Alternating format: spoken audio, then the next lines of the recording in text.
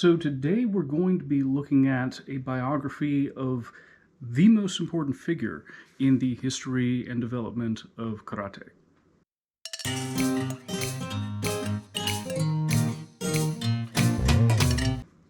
Hi guys, my name is Joe and welcome to Fighting Words, the martial arts library. On this channel I review martial arts books and talk about other martial arts related subjects. The subject of today's book review is Anko Itosu, the Man, the Master, the Myth, Biography of a Legend. This book is probably the most recent book I've ever reviewed. It was published in 2021, and the author is Thomas Feldmann. And Mr. Feldmann's background is primarily Shotokan karate. He is also a martial arts researcher and has journeyed to Okinawa several times from his native Germany in order to do research for this and other subjects. So one thing that stood out to me immediately is that this book is written in sort of a more academic format, and by that I mean it includes a number of citations, it includes a number of footnotes. The largest portion of the book is told pretty chronologically. That's the first 6 chapters, more or less.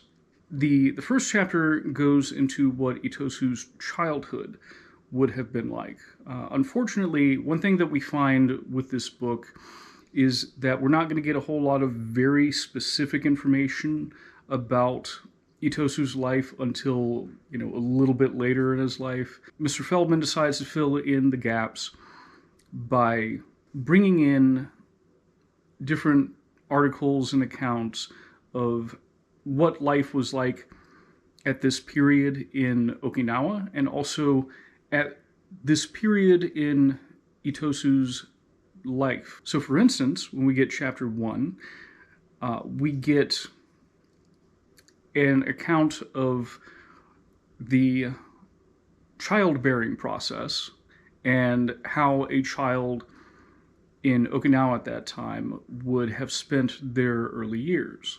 Chapter 1 also does a good job of sort of setting down a foundation of the culture and the geography of Okinawa at that time, and also it touches on the stratified nobility.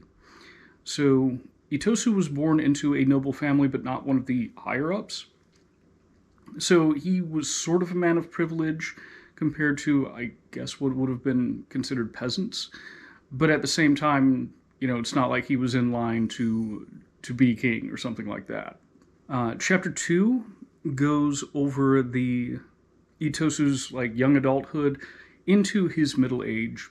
There's a lot of talk in this chapter of the 2 paths Itosu was taking. One was his secondary education, which, there was a heavy Confucianism element to that, and describing how, Itosu studied for various exams and eventually went on to become a scribe. The other path he took was studying Todi, which I guess we would consider the precursor of karate.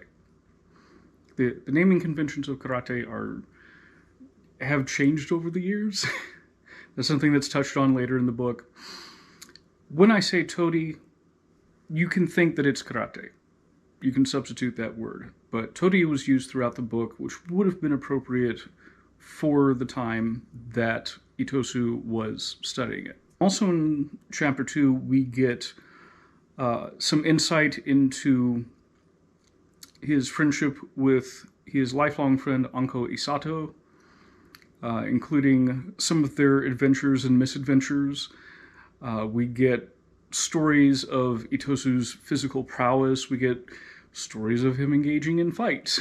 Chapter 3 begins with the Japanization of Okinawa.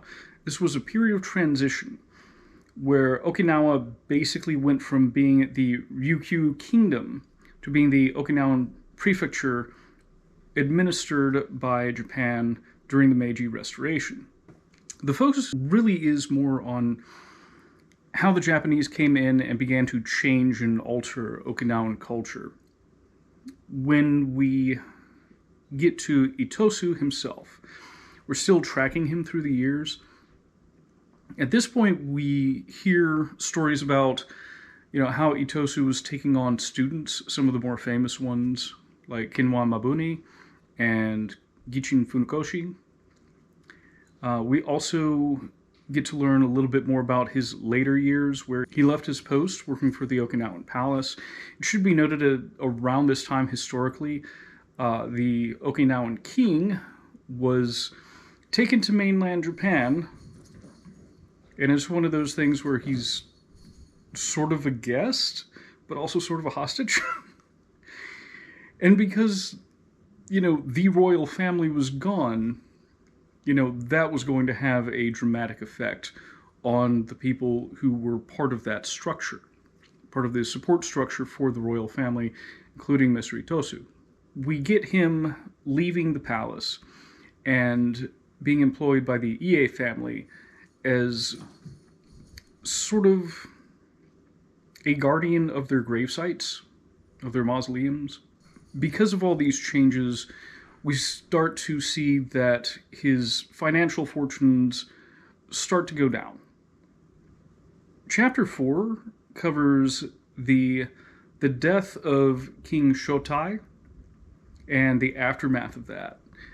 And this is seen as sort of where the major last vestiges of traditional Okinawan culture are sort of supplanted by the incoming Japanese administration. Because of that, we see some of the contemporary Todi or karate experts begin to share their art more openly so that it won't pass on. And at this point, Todi is being incorporated into the school systems. And Itosu, for his part, was brought in as an instructor. And among other things, this is where the Pinan or Heian kata began to be developed. And we also get some discussion about the removal of what were called antisocial techniques. So there's a very specific instance of, this move in the Pinan kata were originally, an eye strike and a kick to the groin, and it was turned to, a sweeping fist movement followed by a front kick. So, the applications of the moves are becoming something that's more socially acceptable to teach, middle and high school children. And we get some pretty vivid descriptions of what was going on at that time, where, the various schools would have like makiwara, which are these wooden striking posts with, straw wrapped around the top of them, where these were actually becoming incorporated into the schools. And, you would have your karate classes in addition to other classes like, gymnastics and kendo and all that. Chapter 5 talks about Itosu's precepts. So we don't actually have a whole lot of writing from Anko Itosu himself, but one of the things that is most relevant for karate practitioners is that Mr. Itosu put out a set of precepts where, these were the things that he wanted passed on to all karateka, to all karate practitioners and students. And in this chapter, the precepts are, we get them verbatim, and then we get a discussion and an analyzation of them, after each one. So it's a pretty good breakdown. Finally, in the biographical section, Chapter 6 covers the twilight years of Anko Itosu, which includes a lot about his physical and mental decline. And it actually goes over his funeral. And again, this gives us an insight into what traditional Okinawan culture was like. After the very specific chronological biography ends, we get a few more chapters remaining. The next immediate one is on Itosu's Todi, like his personal approach to karate, to his martial arts. It talks about, the different masters that he trained with, We get a lot more tales about his strength when he was, in his younger years. We also get some discussions about why his students' kata look slightly different from one another. And that's sort of in an effort to figure out what his martial art looked like. It sounds like the karate as practiced at that time. It was a lot of makiwara work, punching that wooden target, and a lot of kata work, and also some bunkai, which is the kata application. The chapter following that, chapter 8, discusses Itosu's kata. This is an interesting chapter in that, again, because the author has been so exhaustive in looking for his sources, on like the second page, we get one student said that there were this many kata, and another student said that there were this many, and their numbers aren't lining up right. So things like that are interesting to me about the book as a whole. But also in this chapter, we get a deep discussion on kata naihanchi, also known as kata teki. I think mostly teki shodan or naihanchi shodan, or simply naihanchi. If your system only has one naihanchi kata, it's naihanchi shodan. And finally, chapter 9 talks about Itosu's legacy, and this chapter focuses on the further development of karate, by his students and their students following Itosu's death, and sort of how kata has been brought into the modern age. And the book finishes up with a discussion about Itosu's appearance, as well as some maps of Okinawa and some charts of some significant events chronologically listed in Mr. Itosu's life.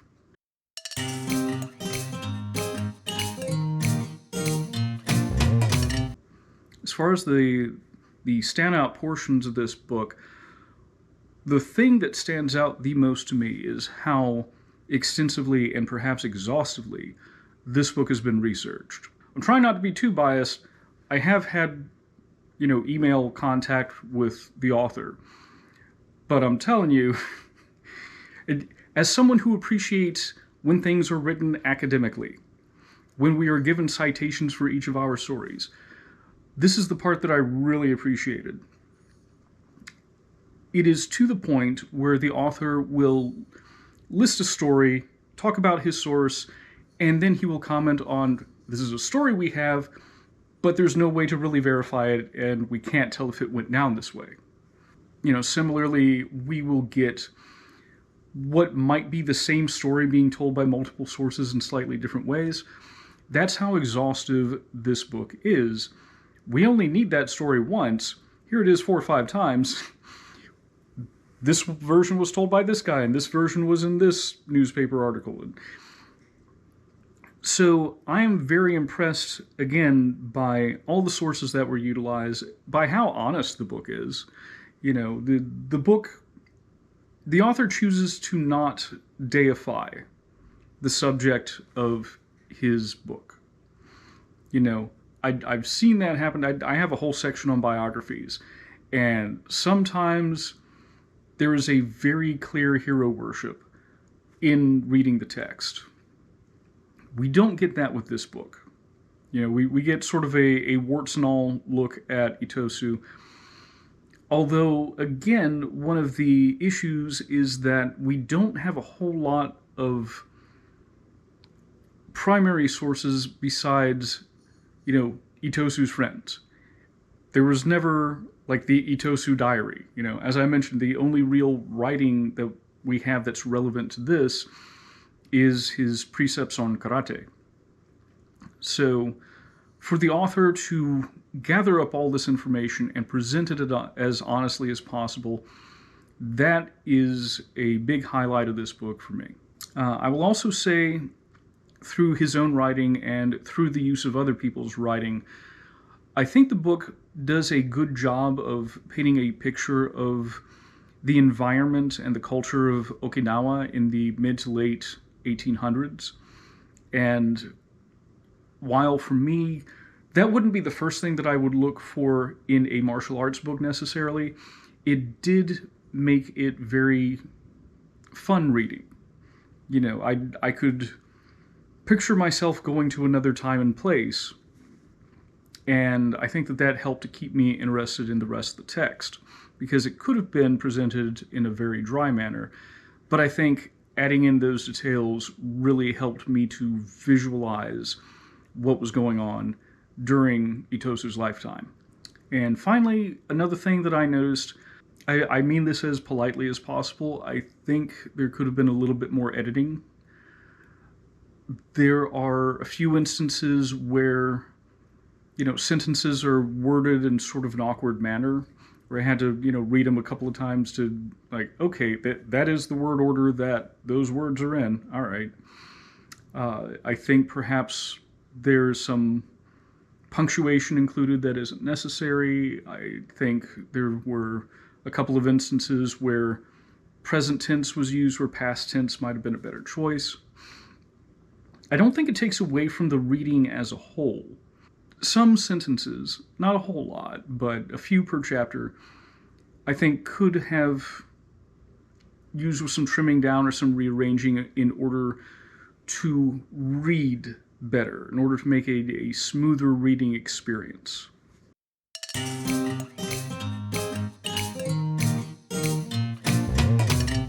As far as recommendations go, I think specifically if you are interested in the history and development of early karate, this would be an excellent book, again, because of the numerous sources that were brought in.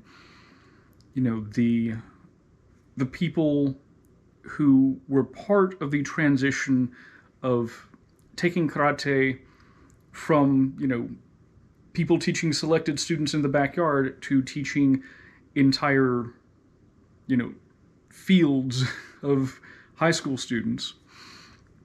I think that there are people whose names that I wasn't familiar with who suddenly become a lot more important in the development of modern karate and bringing it into the public eye. I think if you are interested in, like, Okinawa in general and the life and the culture that existed in the mid to late 1800s, I also think that this is a good source.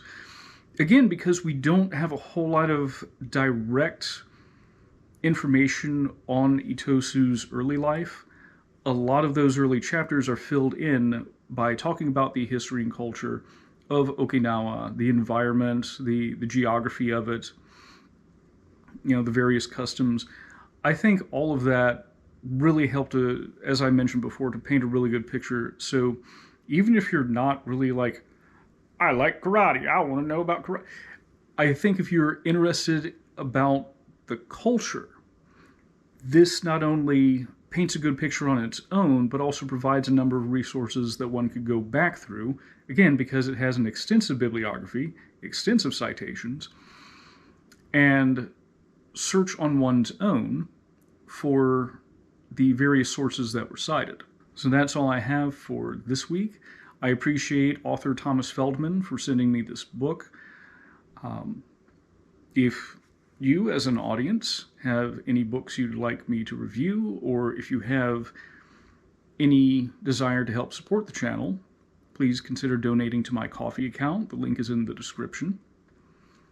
And I'll see you later.